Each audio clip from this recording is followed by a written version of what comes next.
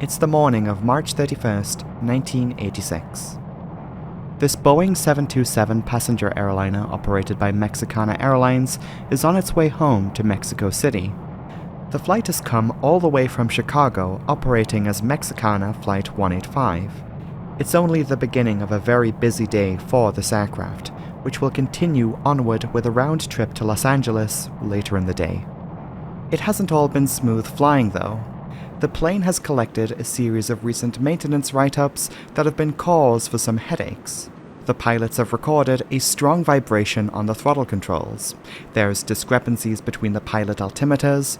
One of the levers to operate the aft air stairs is apparently missing, and last night, the previous crew, upon arriving in Chicago, noticed that the wheel brakes were uneven when they got on the ground. This prompted a maintenance team to take a closer look. Overnight, on top of any regular maintenance upkeep, it appears that they bled the brakes as a method of addressing this reported unevenness. They signed off on the work, returning it to service this morning for the flight to Mexico City, to which Flight 185 arrives uneventfully at 12 minutes past 7 in the morning. The outgoing crew continue to lament the aircraft's maintenance woes in the logbook, though it isn't clear if they experienced the same braking problem as the previous flight. They shut the flight deck door behind them, readying the plane for the next crew, who are scheduled to operate Mexicana Flight 940 to Los Angeles later in the morning. In the meantime, Mexicana's own maintenance personnel move in on the aircraft. What we are looking at here with the plane itself is a 1981 manufactured Boeing 727-200, line number 1748. This makes this one of the later produced examples of the type built by Boeing. For Mexicana, the 727 became the backbone of their fleet. They were the largest operator of the type outside of the United States and were even the only airline to fly the unique JATO option. However, this plane was not one of those. Registered as X-Ray Alpha Mike Echo Mike, this aircraft was originally supposed to be delivered to Braniff International. However, they ceased operations in 1982 before it could be delivered, allowing Mexicana to pick it up instead. They named the aircraft after the Mexican state of Veracruz. Veracruz has performed over 10,000 flights, accumulating a total of 13,675 flight hours by the morning of March 31st, 1986. As the plane sat there in Mexico City, a maintenance crew set about performing a number of corrective measures to address what had been noted in the logbook. With regards to the throttle controls, they serviced the throttle mechanisms and performed static runs of engines 1 and 2. No abnormalities were found. On the altimeters, they drained the 727's static water traps and requested that the next crew observe their performance on the next journey. The missing air stairs lever will have to stay as is for now. When they got round to the plane's brakes, the last crew had recorded that a brake assembly stem for wheel number 2 on the left side main landing gear was missing. To our understanding, maintenance crews did check the brake assembly here and found the condition of the brakes to be within satisfactory limits. Both the hydraulic and alternate pneumatic braking systems appear to be working. The hydraulic pressure in System B, which pressurizes the hydraulic brakes, is a little higher than the usual 3000 psi, clocking in at around 3150. Mechanics released the plane recognizing this, and with no further irregularities, they wrote the plane up as ready to fly.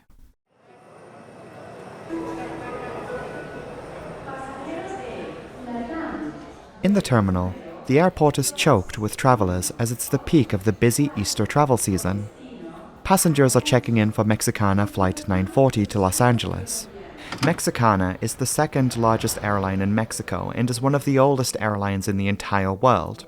In the 1980s, the airline found some success in the booming Mexican vacation market, offering holidaymakers north of the border cheaper air travel to destinations such as Cancun, Acapulco, and Puerto Vallarta. Flight 940, Mexico City to Los Angeles via Puerto Vallarta and Mazatlan, is amongst their most popular routes, and to keep up with demand during the busy Easter holidays, Mexicana is running additional flights, running their planes around the clock as seats are filling up fast. It's another full flight this morning as 159 passengers have turned up at the airport for the flight. Most passengers are Mexican. Some are American, with other nationalities being a mix of Canadian, French, and Swedish. Passenger Kirsten Ennefelt is amongst that group of 4 Swedish nationals. She's a counselor at the Swedish Embassy in Mexico City and is traveling today with her sister and 2 children. Sitting elsewhere in the cabin is Agustin Duarte and Federico Asunza. Traveling to LA today, they work in film production. In fact, they are working on this little-known action flick of the 1980s titled Predator. Agustin is an art director and Federico a location manager. Now, if you've seen the movie and paid attention to the ending credits, you will find their names in there. Predator would release in 1987 in their memory. Also on board is a passenger by the name of Graciela Flores, and she is actually a former Mexicana flight attendant. She has some history with the airline as she walked away from a fatal plane crash in 1969. Mexicana Flight 801 is a story best saved for another day, but what happened that night had a large impact on Graciela, and battling psychological trauma, she quit her job as a stewardess. Today, though, she is traveling with her husband and 2 children to the United States. Their papa is actually on the flight deck, serving as the commander of the flight, which brings us to Captain Carlos Alberto Guadarrama Sistos. The family have planned a brief getaway to Disneyland together, and it's a break the captain has been looking forward to for a while.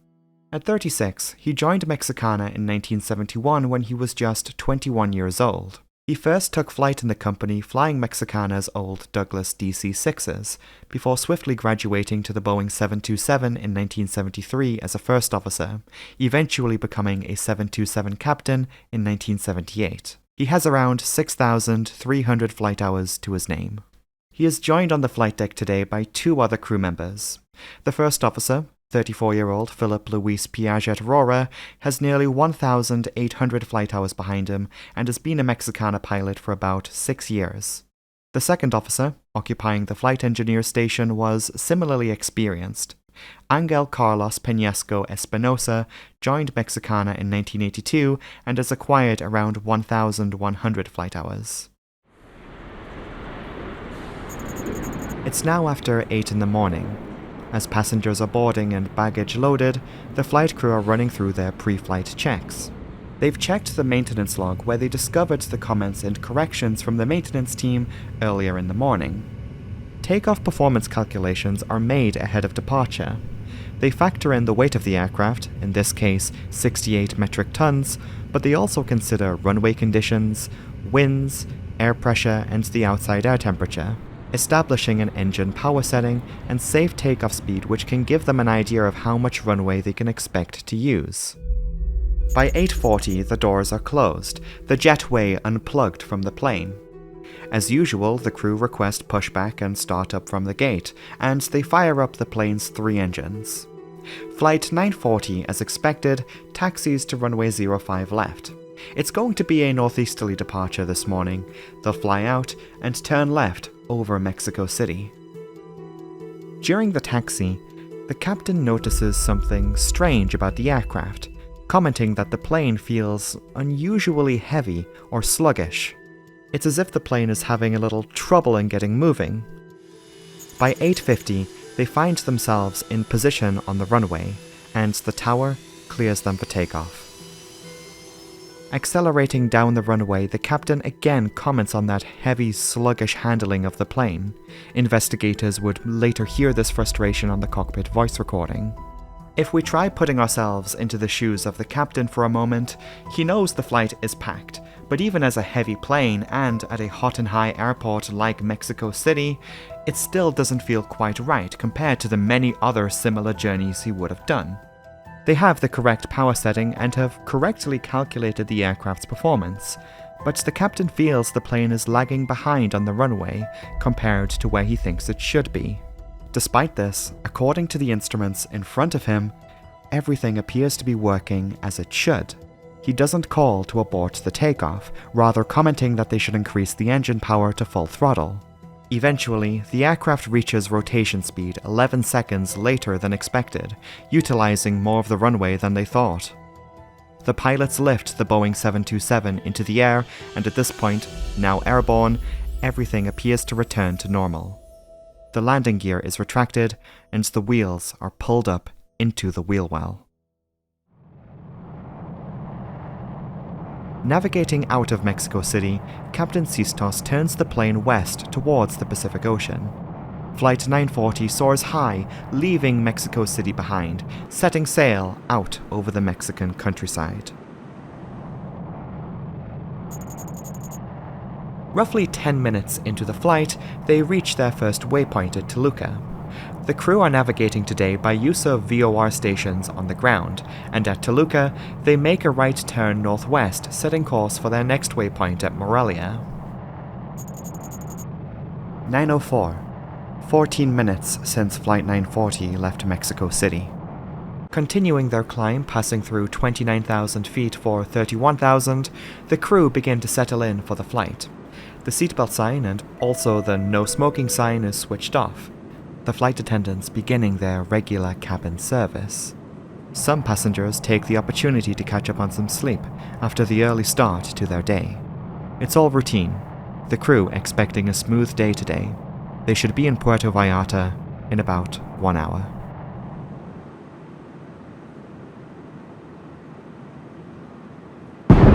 An explosion rips through the plane. At the same time, there's a rapid depressurization of the aircraft. The cabin altitude alarm blares in the cockpit, and the oxygen masks are released in the cabin. All the air inside the plane has rushed out through an exposed opening in the plane's skin.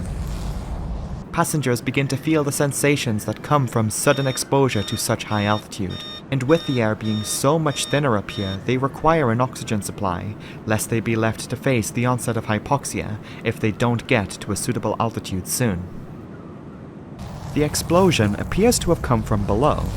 The cabin flooring at the plane's midsection has been blown apart. Captain Sistos and his crew immediately spring into action. Hitting their oxygen supplies, the captain calls for an emergency descent. He needs to get his plane to below 10,000 so that his passengers can safely breathe. Against the clock, they send out a distress call to the ground, requesting a lower flight level and a return to Mexico City. Controllers in Mexico Center clear the flight on a right turn, making a direct for the airport. However, Captain Sistos begins to realize that Mexico City may not be close enough. He is quickly discovering difficulty in controlling his plane, and Engine 1 appears to have failed. Things continue to get worse as a flight attendant has come to the cockpit. She announces to the flight crew, "Fuego, fuego en la cabina." A fire has quickly spread into the cabin, and as fumes fill the fuselage, the situation rapidly deteriorates. Though it is impossible to know what exactly was going on in the cabin during this time, we can surmise that the flight attendants may have acquired the several fire extinguishers on board as a means to fight the fire, or even may have been moving about the cabin with portable oxygen, directing passengers towards the front. Though it was a packed flight, there is nowhere to go, and dozens would have squeezed into the forward cabin. In the cockpit, the pilots recognize that there is no time to fly all the way back to Mexico City. Flight 940 needs to land immediately. From their current position, Morelia is closer. They get on frequency again, expressing their intention to land there instead. Though by this point, the flight controls have degraded to a minimal state. The flight crew, in their final transmission, report that they are rapidly losing altitude. Veracruz has entered her final plunge. Flight 940 is uncontrollably nosediving towards the Mexican countryside. Farmers and residents catch a glimpse of the plane in its final moments, burning up in the sky. It's only been 4 minutes since the crisis began. The blaze has torched the fuselage skin, causing it to melt. This then follows through into massive structural failure of the entire tail section. The fin, horizontal stabilizer, the 3 engines, and the final rows of the passenger cabin, all of it separates from the rest of the plane. The forward half of the plane struggles on and continues to burn. Unstable, the remains of Flight 940 inverts and crashes into a ravine. Air traffic controllers in Mexico City try to reach the plane but get no response. Flight 940 has disappeared from radar screens. The plane is declared missing, though it doesn't take long for the phone calls to come in. Local residents and even a nearby airport report seeing a tower of smoke rising above the hilltops. The wreckage is confirmed a few hours later. The plane has crashed about 80 miles northwest of Mexico City. There are no survivors. All 167 people on board have perished in the disaster. It's the worst plane crash in Mexican aviation history and the deadliest to have ever involved a Boeing 727. The plane had crashed into the hills of San Miguel el Alto, nearby the town of Maravatio. The main wreckage and tail section are separated by some distance, with the tail coming to a rest on the hillside, whilst the rest of the plane plummeted into the crevice at the bottom of the ravine.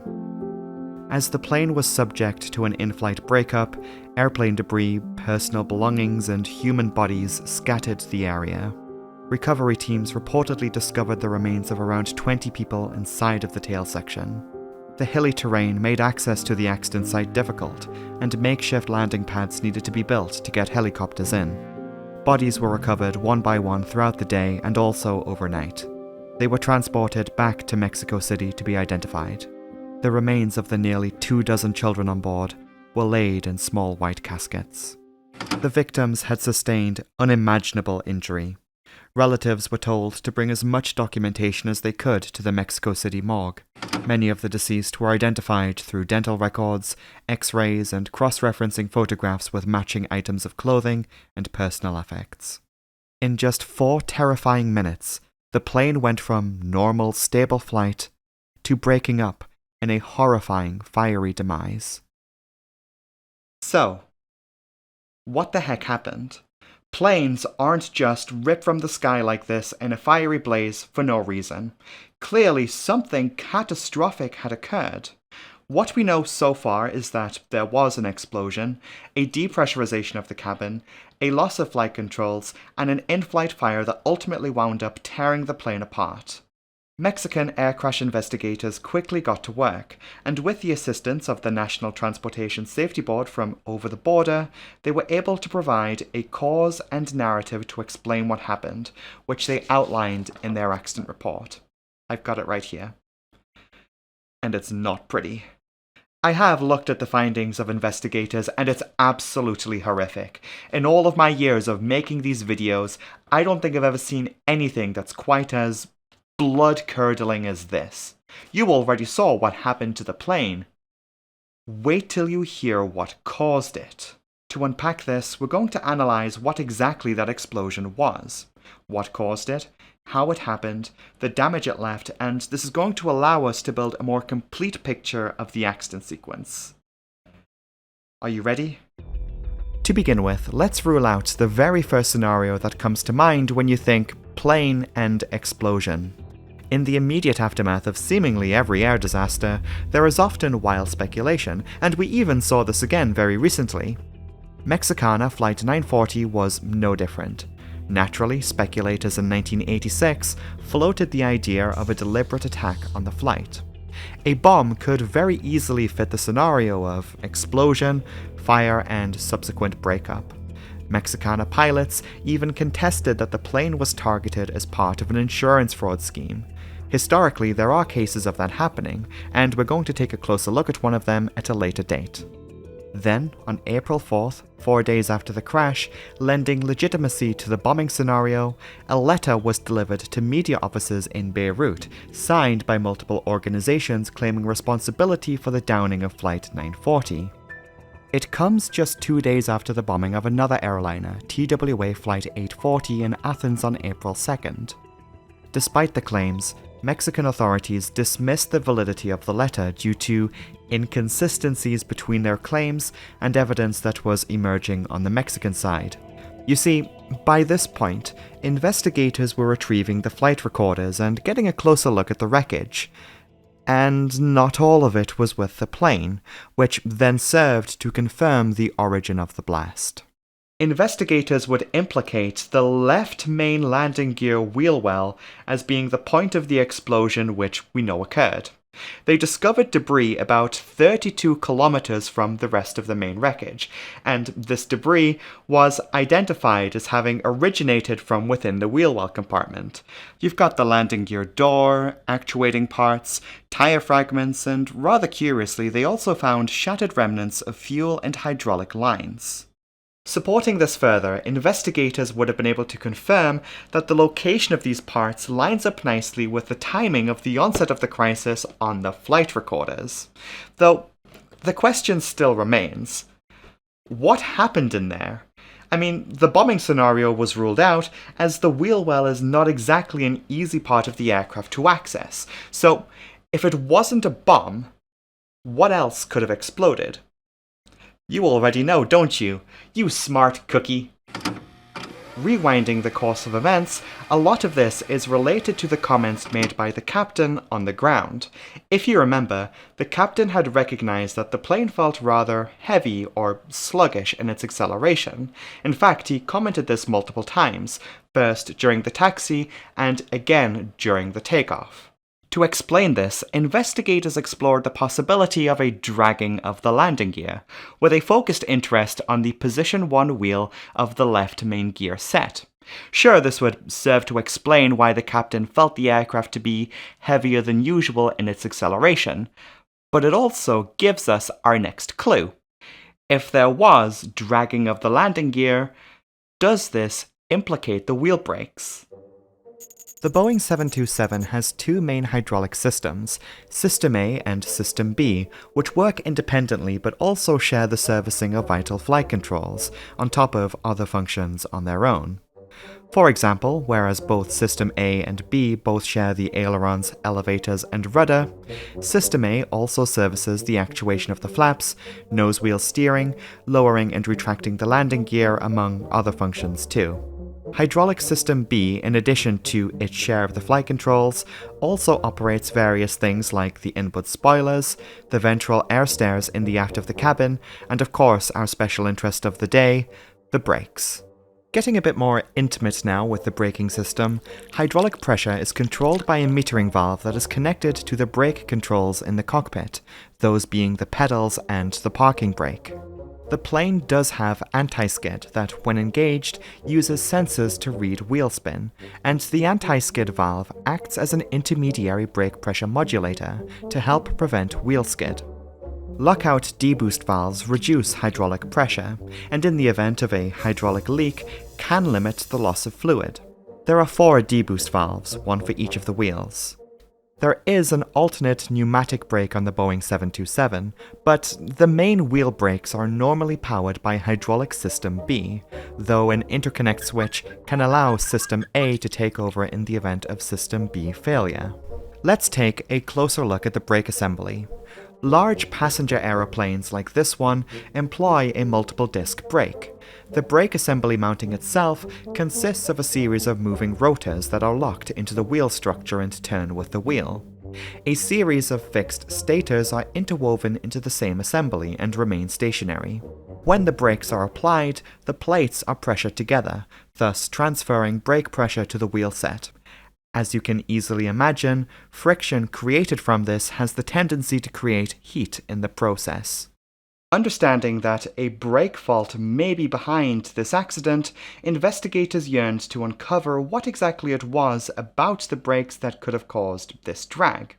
You see, most sources and conversations about this case leave the brake discussion there, putting the drag down to faulty brakes. This may be because investigators don't exactly elaborate much on the brake fault in the official report. That said, they do give us an idea as to what was going on down there. The investigation sent recovered brake components from the aircraft to their manufacturer, in this case BF Goodrich, for further analysis. And what they found was interesting. Attention was drawn to the assembly 1 brakes of the left landing gear leg. What they found here was extreme heat damage from friction, possibly as a result of this drag, that had caused the lining material or shoes of the brake stators to come away. In fact, BF Goodrich was able to confirm that at least 75% of it had come loose, adhering to the rotors, and some of it also fell into spaces in between.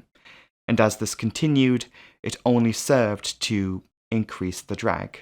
Corroborating the faulty brake hypothesis, internal damage was also discovered inside of the deboost valve of the Assembly 1 brake line. The investigation had sent all 4 of the recovered deboost valves to Boeing for analysis. However, they could not determine if this damage occurred before the accident or occurred as a result of it.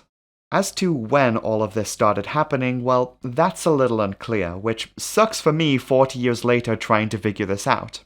Now, according to the investigation, the Assembly 1 brakes were recently installed on the aircraft on March 18, 1986. We have the captain reporting the plane as heavy before they even got on the runway, and then there was the flight the previous day where the crew had reported uneven brakes. So, it sounds like this had started happening, and then it got worse, and then this happened. Though we have to ask, what kind of temperatures are we dealing with here anyway? Well, as you can imagine, this drag translated into a massive overheat of the Assembly 1 brakes. Investigators were confident in saying that they had reached temperatures north of 800 degrees Celsius, peaking at around 870 degrees. For reference, that's enough to just start melting the plane's skin. Now, brake overheating does occur from time to time, and airliner pilots of today have the luxury of knowing when their brakes are overheating, from a brake overheat warning that flashes on the flight displays or something like that. Unfortunately, the Boeing 727, or at least this particular aircraft, did not have a brake overheat warning or even temperature detection on the wheel brakes, so this may have been something that was difficult for the accident crew to know. Now it's time for the plot twist, because this is not what caused the explosion, or even the fire for that matter. We now need to talk about the landing gear tires. Specifically, what was in them. The accident aircraft was equipped with 6 BF Goodrich manufactured tires. All of the tires on Veracruz had been replaced during the month of March, in the 3 weeks or so before the accident. This includes the tires at positions 1 and 2 of the left main landing gear set. The tire at position 1 was installed on March 18, 1986, the same day as the faulty brakes in fact. And the tire at position 2 was installed as a brand new tire on March 24th, 1 week before the accident. According to the regulations and standards of today, tires of large commercial passenger planes should be inflated with nitrogen. The reason why nitrogen is used is because it's a non-flammable inert gas that is stubborn to respond to the massive temperature, humidity, and pressure fluctuations that come with air travel. Now that's all well and good. The problem here is that these tires were not filled with nitrogen. They were filled with air.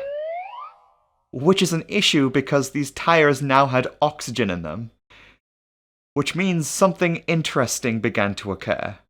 You probably know where this is going if you know your tires, but for those of you who are just checking in on this sort of thing, it turns out that tires really don't like these sorts of extreme temperatures. Once the plane was off the ground and the heat generated from the dragging brakes was sealed inside of the wheel well, which was a poorly ventilated and unpressurized part of the plane, that heat was transferred to the tire and to the air inside. All of this heat resulted in an increase of tire pressure. As Flight 940 climbed, this air was also responding to the pressure changes that come from transitioning to higher altitudes, leaving the tire vulnerable to bursting, as it would desperately try to release this air. In case of overheating events like this, the wheels of the Veracruz aircraft were installed with thermal fuse plugs. These plugs feature a very small hole going through and into the wheel, and the core of the plug is filled with a metal of a low melting point. Basically, when a wheel set becomes too hot, the core will melt, creating an exposed opening through the plug, in theory, relieving pressure from the tire. It would deflate. A flat tire sucks, but it's a whole lot better than the alternative we're about to get to. It's unfortunate because the investigation found that these plugs really weren't good enough to handle this situation. They were really small, therefore slow to evacuate the air, and at least one of the plugs had failed, as now overheating was causing the internal linings of the tires to fall apart and adhering to the plugs, causing blockage. What all of this means is that they weren't able to prevent what was coming. As the protective liners that normally seal the inside of the tire begin to collapse, this releases gases that can now react with the oxygen that is inside of the tire. Then, because the brakes had become so hot, transferring that heat to the tire, temperatures were exceeding that of auto-ignition, and this created an environment where a very powerful explosion could take place. The meeting of gases, extreme heat, and the air from within the tire meant that at that critical moment at 29,400 feet, whilst Flight 940 was still climbing and under the nose of absolutely everyone, the position 1 tire of the left main landing gear exploded. This was the explosion on board Flight 940, the explosion of a landing gear tire. Now we could sit here 40 years later and unhelpfully point fingers at Mexicana or their maintenance for filling tires with air, but can I be real for a second? Just a millisecond. It remains unclear to me as to why they did this. It could have been a stopgap measure or an improvisation or whatever. Here's what I'd like to highlight. Legally, there was nothing stopping them from doing this. In 1986, there were no standards or regulations that required nitrogen to be used. This only changed because of this accident. So, we have established now what the explosion was, how it happened, and where it came from. But what about the fire? Because neither the brake overheat or the tire exploding, those on their own can't explain the kind of blaze that engulfed this plane. Well, this is the other piece of the puzzle, and it's just down to the general design of the Boeing 727. The landing gear wheel wells make up a part of the aircraft's lower deck, along with the main cargo compartments. Immediately above the wheel well is the passenger cabin. There are some tiny spaces in and around here for ventilation and electrical wiring to run through, but there are other things the plane needs to transport. Consider now that bordering the wheel well to the front is the center fuel tank. Fuel needs to be transported from this tank and also the tanks in the wings to the engines in the back. The fuel feeding lines therefore have to navigate the wheel well. The feed line for engine 1 and also the auxiliary power unit crosses through the wheel well through the upper left of the compartment. Feeding lines for engines 2 and 3 likewise navigate the right wheel well in a similar fashion. What this means for our accident aircraft is that when the position 1 tire exploded, destroying the wheel well and blowing apart the cabin flooring in the process, it also ruptured the feeding line for engine 1, resulting in an outpouring of jet fuel which immediately ignited, creating the fire that would eventually destroy the plane. At the same time, the explosion also destroyed hydraulic lines that were also routed through the wheel well. Essentially, Veracruz was dealt a double fatal blow from this exploding tire, delivering the in-flight fire and the loss of flight control hydraulics at the same time. In a single instant, the high-pressure fuel flowing towards the engine effectively became an enormous blowtorch that was held against the plane. The fire quickly spread into the cabin through the opening in the floor. However, given the exposed opening through to the underside as the landing gear door now ceased to exist, the fire also spread around the aircraft's exterior, blowing aft. The fire spread along the underside of the plane, burning at temperatures over 1,000 degrees Celsius, covering an area of around 40 square meters. In just 4 minutes, the skin of the plane was torched to the point of, well, melting. Then, whatever was left of the structure's strength was overstressed. The plane broke apart.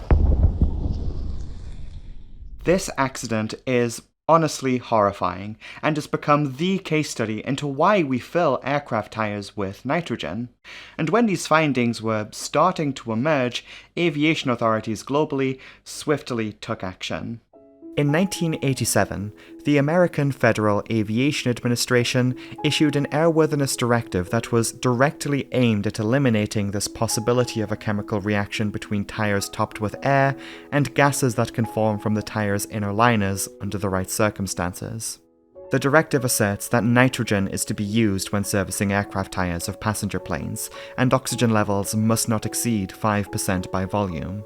This was expanded further in 1993, incorporating this directive directly into aircraft design requirements.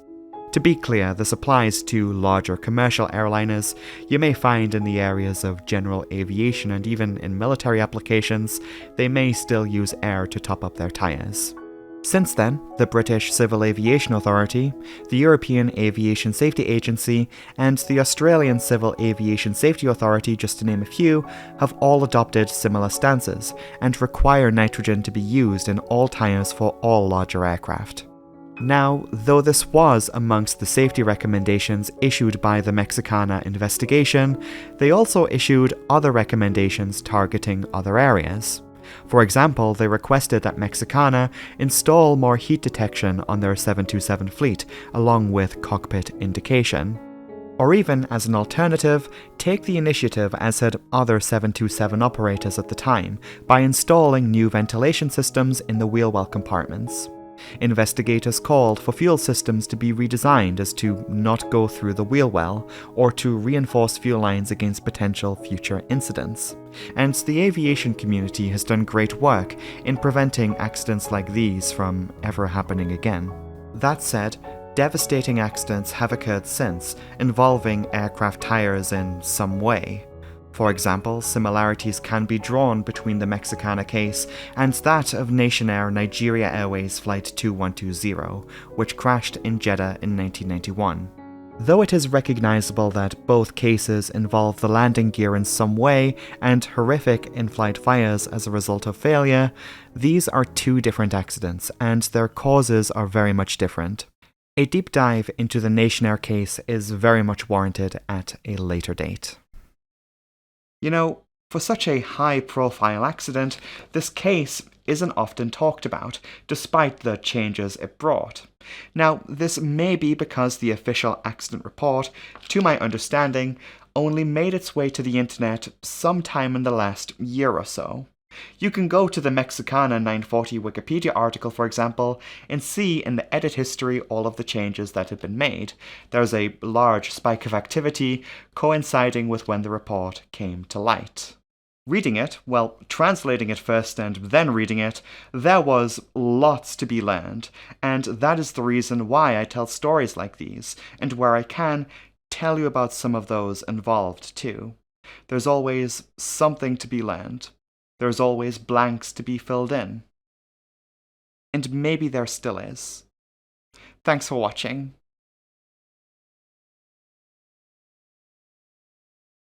Hello everyone, thank you so much for watching this video. I really hope you liked it.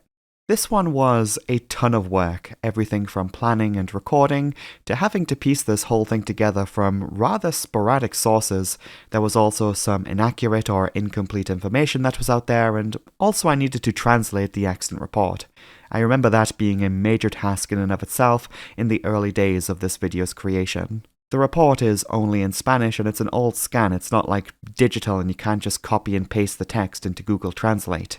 I remember sitting in a cozy book cafe in Copenhagen typing this whole thing up. If I can find myself a bit of extra time, I plan to clean up my translation and make it a bit more organized and presentable, and I'll see if I can drop that somewhere on the internet for English readers. Spanish readers, if you want to find the report for yourself, you can find it attached to the references document which will be at the top of this video's description box. Also, there was something else I was thinking about recently.